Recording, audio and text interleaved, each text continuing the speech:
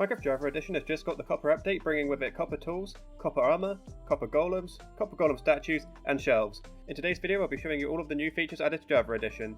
The first new feature we'll be covering is copper tools. As you can see, Mojang have added the copper pickaxe, copper axe, copper shovel, and copper hoe.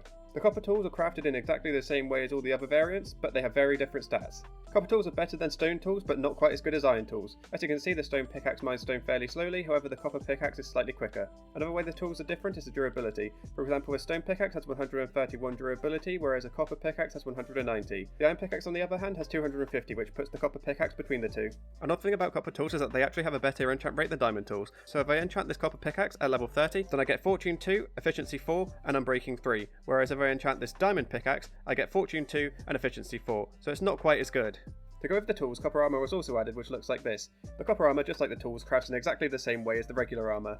Copper armor is described as being better than leather, but not as good as iron. If I put on a full set of copper armor, I get 5 armor slots, but if I put on a full set of leather armor, I only get 3.5. A full set of iron armor, on the other hand, gives you 7.5 armor slots. As of the tools, the durability of copper armor sits between leather and iron. There's also been copper horse armor added to the game that looks like this. I'm guessing this will be found in dungeons too, just like regular horse armor. If you've been keeping an eye on the Bedrock previews, you will know that copper golems have been added, but they've now been added to the Java Edition too.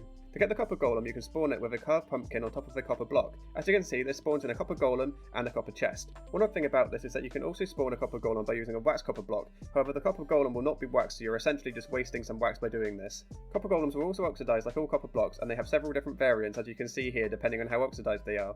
So you may be wondering what the main purpose of the copper golem is. Well, the main purpose of the copper golem is sorting chests. For example, if I put a chest over here with diamonds in it and place some random items in the copper chest, it will place the items in the empty chest as the other one has diamonds in it. One thing to keep in mind is that copper golems only move items in 16 stack increments, so it will take 16 diamonds out of this chest and place them in the diamond chest, making a stack of 32 items. As mentioned earlier, the copper golems will now oxidize. However, if they fully oxidize, they now turn into copper golem statues. The statues have 4 states depending on how oxidized they are, and the state can be changed by right-clicking on them with an axe. You can then wax them by right-clicking on them with honeycomb to prevent them from oxidizing further. As well as this, the statues can also be posed by right-clicking on them with your fist. The available poses are standing, walking, searching a chest, or sitting. Lightningros have also had some changes too, which makes it so they now oxidize. This has introduced 4 different weathered versions of them. Again, these can be waxed with honeycomb, or you can change the weathering by right-clicking them with an axe. Shelves have also been added and are available in all different wood types. They're crafted by putting 3 stripped logs in the top and the bottom of the crafting table, which makes 6 shelves. If you right-click a shelf with an item in your hand, it will store the item. This also applies to full stacks of items. As well as this, you can also power shelves with redstone, which makes it so you can swap out 3 items,